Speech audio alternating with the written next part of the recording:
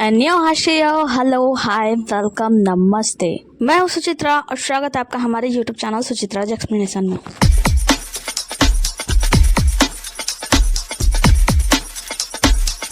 तो आज का एक्सप्लेनेशन होने वाला है लेट्स से किड ड्रामे का फर्स्ट पार्ट। तो एपिसोड के स्टार्ट में हमें दिखाया जाता है ब्रह्मांड में एक स्पेसशिप को, जहाँ पे हम देखते हैं कि यहाँ पे एक लड़की को मतलब एलियन गर्ल को पकड़ के लाया जाता है और ये एलियन गर्ल ही अबू चाचा होती है यानी हीरोइन। ये आती है, इसे पकड़ के ले जाया जाता है और इसके ऊपर ये जुल्म लगा होता है कि तुम ये धरती से लोगों को कैद करके धरती से लोगों को अगवा करके ले जाती है और अपने स्पेसशिप पे बेचती है। ये पहले तो मुकर जाती है, कहती है बिल्कुल भी नहीं, मैं ऐसा कोई भी क्राइम नहीं करती हूँ। लेकिन इसके कैप्टन के कहने पर इसके कैप्टन कहते हैं कि ठीक है, अगर तुम एक क्राइम नहीं करती हो और तुम्हारे ऊपर एक क्राइम साबित हो चुका है तो मैं तुम्हें 100 सालों तक इसी जेल में कैद कर रहने की सजा सुनाता हूँ। इतना सुनना था कि अबू चाचा जो होती है अपने कैप्टन के पैरों में गिर जाती है और उनसे माफ़ी मांगने लगती है। कहती है कि ठीक है, मैंने जितने भी क्राइम किए मैं सब एक्सेप्ट करती हूँ, लेकिन प्लीज़ मुझे जेल में मत डालो। इसके इतना रोने धोने के बाद भी इसके कैप्टन जो होते हैं इसकी बातों पर विश्वास नहीं करते, मतलब इसकी बातों में नहीं आते हैं और अपने सिपाहियों से आदेश देते हैं कि इसे ले जाओ और जेल में बंद कर दिया जाए। अब अबू चाचा को ले जाकर जेल में बंद कर दिया जाता है। उसके बाद से हम देखते हैं एक स्मोकमैन को, मतलब ये भी एक एलियन ही होता है लेकिन वो पूरी धुएं वाली होता है, ब्लैक स्मोक। हम देखते हैं कि ये यहाँ पे आता है और किसी कारणवश स्पेसशिप का ये जो स्पेसशिप होता है ना वो पूरी तरीके ध्वस्त हो जाता है, तहस नहस हो जाता है। दूसरे हिस्से में हमें पृथ्वी का सीन दिखाया जाता है जहाँ पे हम मिलते हैं अपने मेन लीड टांग किंग फेंग से। टांग किंग फेंग अपने फैमिली का सबसे बड़ा बेटा होता है। इसके साथ साथ वो अपने सैनिकों का सेनापति भी होता है। ये अपने सैनिकों की जान बचाने के लिए इनके देश पे हमला किए गए डांग के पास, मतलब डांग जो होता है इसके देश पे हमला कर दिया होता है, उसे बचाने के लिए वो एक इंसान का गला काट कर अकेला ही सैनिकों के बीच में चला जाता है। टांग किंग फैंग क्या करता है, जो कटा हुआ सर रहता है वो मिस्टर डांग हुआ के सामने फेंक देता है। डांग हुआ उस सर को देखता है तो उसे पता चलता है कि ये सर जो होता है डांग हुआ के भाई का होता है, जिसके साथ उसकी कांटेदार टक्कर चल रही थी, मतलब जिसके साथ उसकी लड़ाई थी। इसके बाद से जब वो सर पा जाता है तो वो टांग किंग फैंग का थैंक यू कहता है और कहता है कि तुमने मेरे लिए इतना काम आसान कर दिया, मतलब मेरे भाई को मार कर तुमने मेरे रास्ते का कांटा हटा दिया। इसके वजह से मैं तुम्हारे देश पे हमला नहीं करूंगा और मैं तुम्हें हमेशा याद रखूंगा। आगे हम टांग किंग फैंग को देखते हैं जो कि एक जंगल में ना एक करप्ट ऑफिसर से पूछताछ कर रहा होता है। तभी हम देखते हैं कि वहाँ पे स्पेसशिप से आका गोला की तरह गिर रहा होता है, मतलब वही अबू चाचा की प्लेन जो है क्रैश हुई होती है धरती पे। ये दौड़ते हुए उसी तरह भागता है जिस तरफ में ये प्लेन क्रैश हो रही है। सभी लोग वहाँ पे दौड़ के पहुंचते हैं जहाँ पता चलता है कि आग के वजह से मतलब एक बहुत बड़ा सा आग का गोला जमीन से टकरा गया और जमीन में बड़ा सा गड्ढा हो गया। वो लोग अभी गड्ढे को देख रहे होते हैं, तभी गड्ढे में से एक स्मोक मैन निकलता है, मतलब वही एलियन, जिसके साथ वो स्मोक एलियन जो होता है ना वहाँ पे पड़े सभी सैनिकों से लड़ाई करने लगता है, मतलब सभी सैनिकों को मारने लगता है।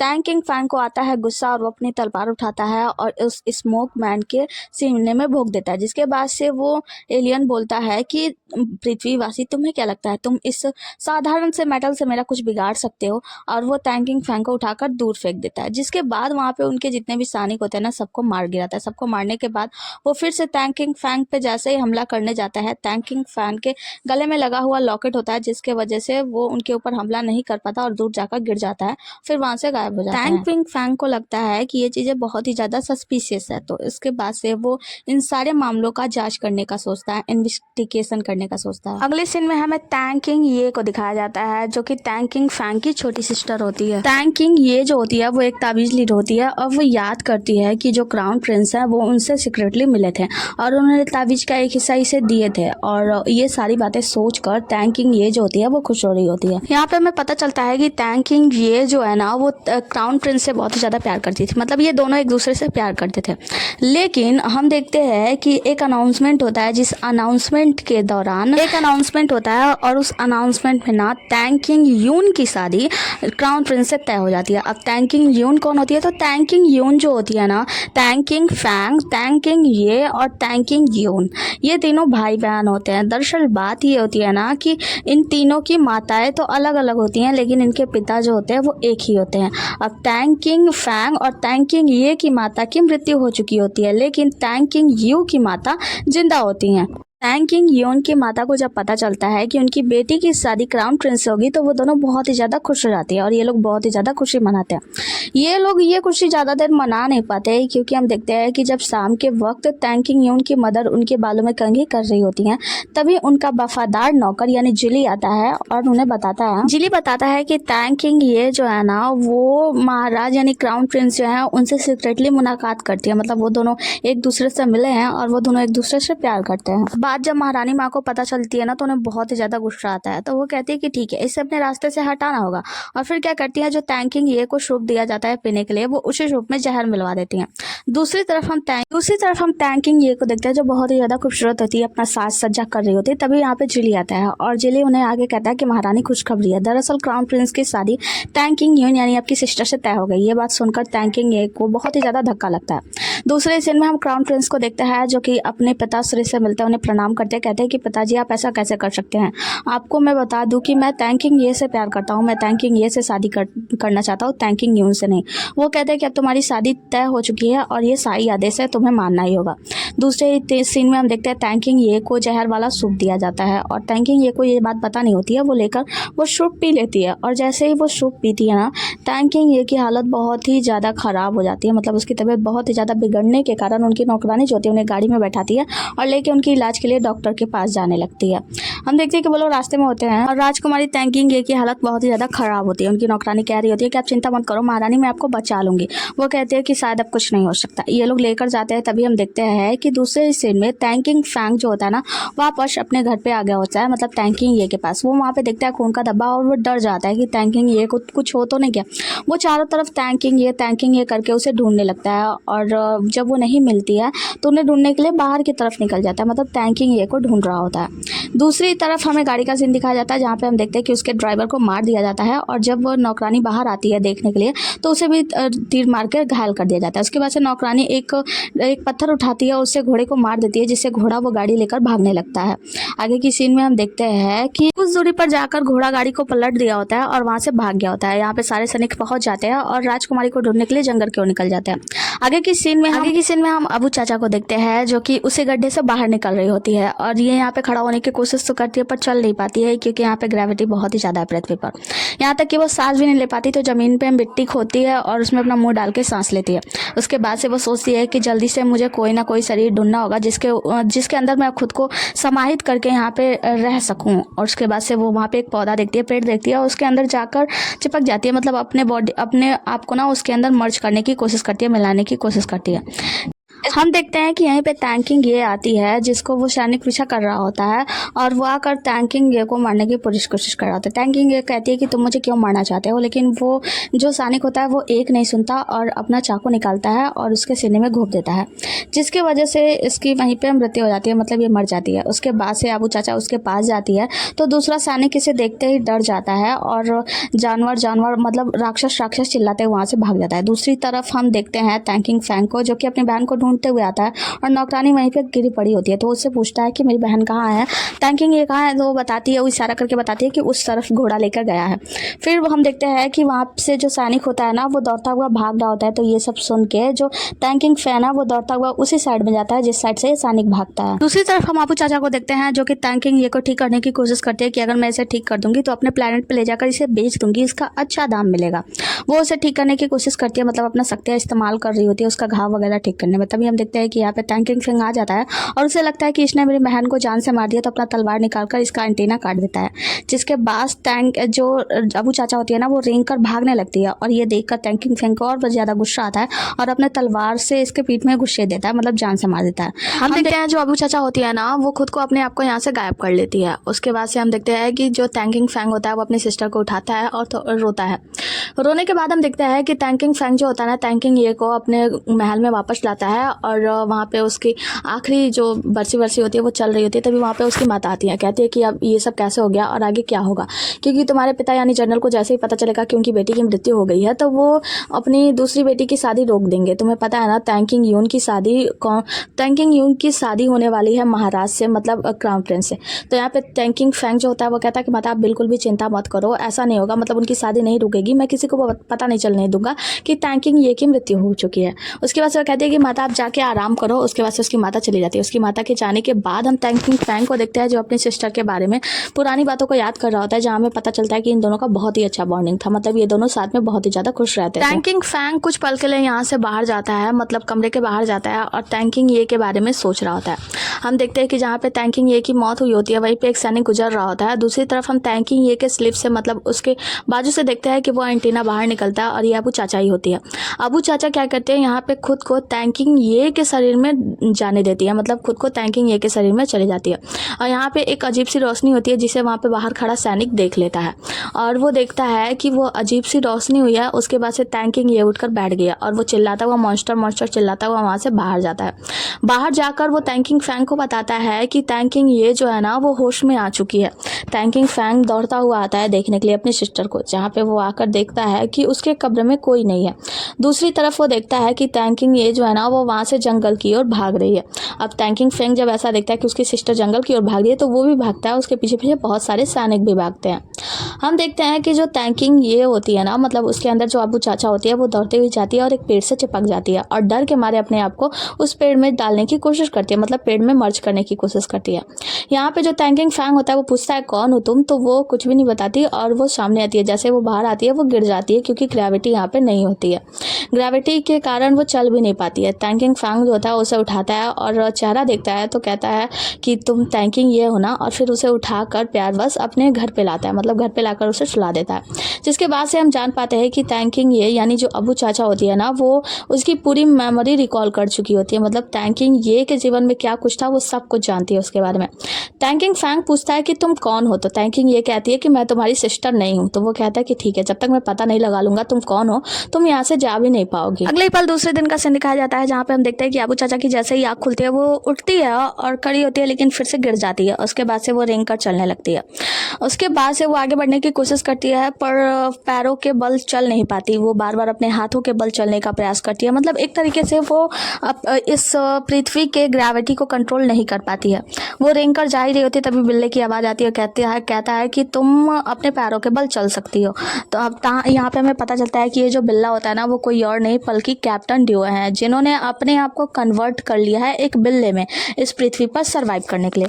इसी के साथ पहला एपिसोड खत्म होता है और दूसरे एपिसोड में आप देखते हैं एपिसोड के स्टार्ट में हमें एक छोटा सा बच्चा दिखाया जाता है जो कि एक घर के बाहर होता है और वो कुछ रक्षा वक्षा कर रहा होता है, मतलब देखभाल कर रहा होता है, कुछ ऐसा ही शायद।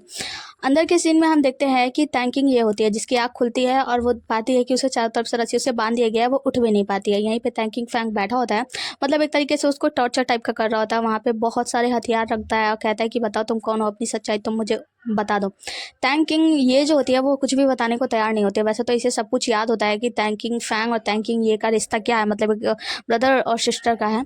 वो बहुत ही ज़्यादा डर भी रही होती है, मतलब ये इससे बहुत ही ज़्यादा टॉर्चर कर रहा होता है, चारों तरफ से बांध के उसके पैरों में गुदगुदी करता है कि बताओ तुम्हारी असलियत क्या है। टैंकिंग फैंग को देखता है जो कि बाहर जाते हुए एक आदमी से लगा के जाता है कि अंदर देखना कि मतलब मेरी बहन यानी टैंकिंग ये को कुछ भी ना हो, वो सुरक्षित रहे।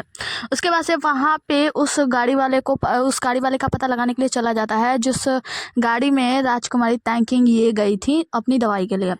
जाता है गांव में और चारों तरफ पता लगाता है, उसके घर वाले के सामने जाता है तो वहाँ पे पूछता है, तभी एक बूढ़ा व्यक्ति आता है और वो बताता है कि वो जो गाड़ी चलाने वाला आदमी था ना उसकी पूरी फैमिली कल से यहाँ से गायब है, यहाँ पे कोई भी नहीं आया। टैंकिंग फैंग ये सारी बातें सुनता है, उस सोच में पड़ जाता है। आगे की सुबह में हम देखते हैं अबू चाचा की आँख खुलती है और वो उठते ही इधर उधर भागने की कोशिश करती है, लेकिन वहीं पे गिर जाती है ग्रेविटी के कारण।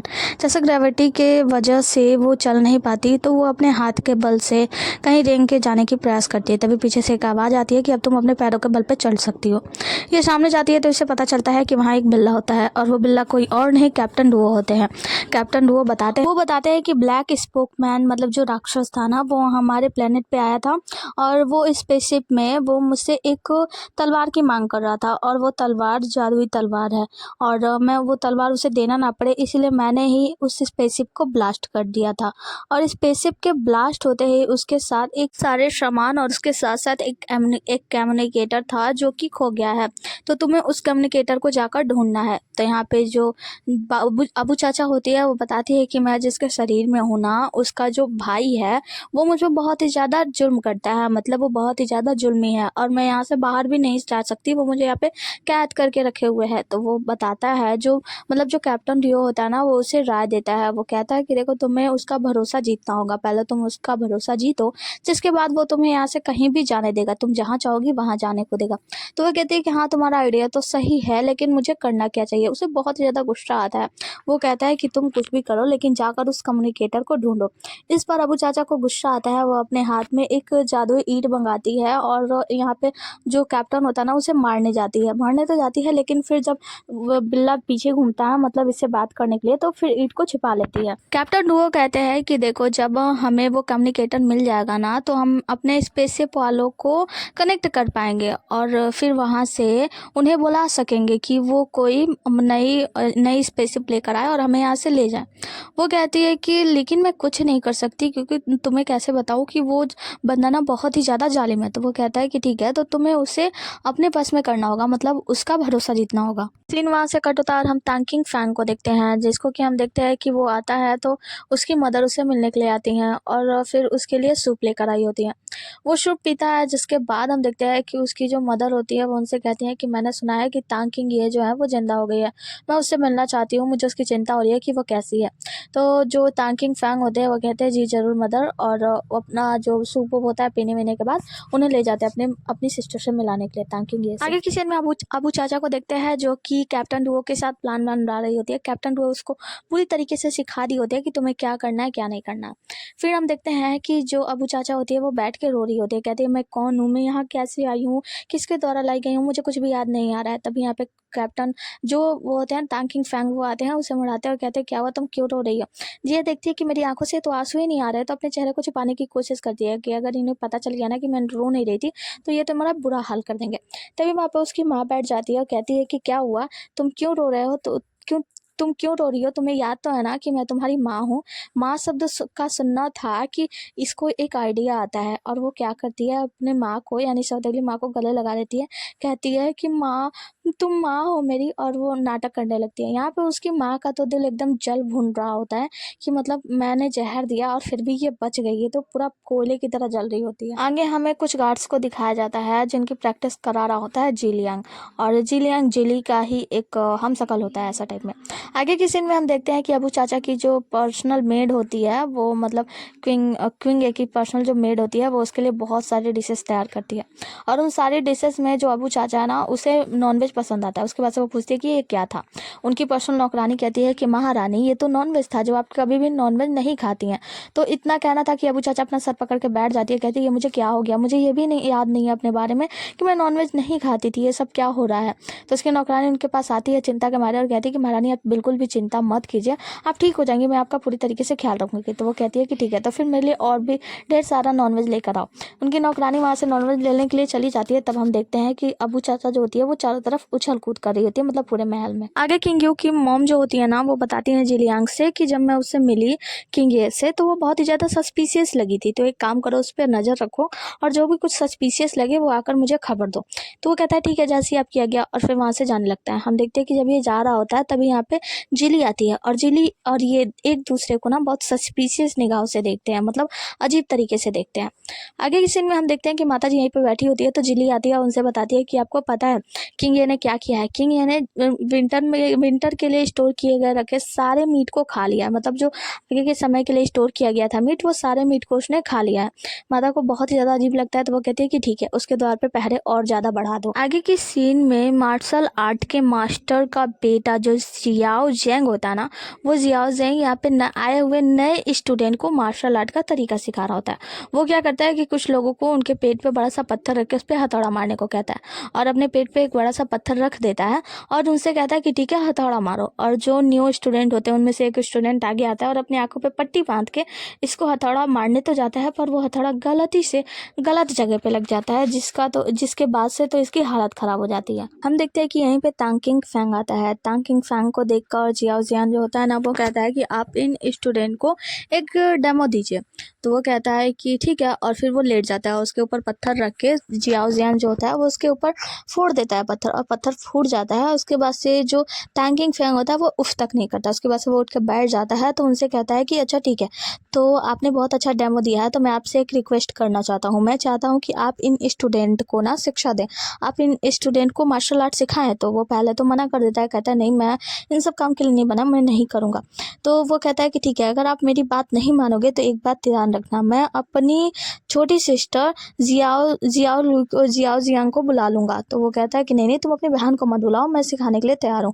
मतलब उसकी बहन का नाम सुन के वो चुप हो जाता है, कहता है ठीक है मैं सिखा दूंगा। क्योंकि तांग किंग फैंग के सीने पर पत्थर फूटा था, उसके ऊपर असर करता है, वो से खून की उल्टी होने लगती है। तभी वहाँ पे एक स्टूडेंट आता है और उसे लाकर पानी देता है, जिससे वो अपना कुल्ला गलाला जो भी होता है वो करता है। आगे की सीन में हम आगे की सीन में कुछ बेवकूफ़ सैनिकों को देखते हैं जो कि तांग किंग ये के दरवाजे के बाहर ही लगे होते हैं, मतलब चारों तरफ से बांधे होते हैं।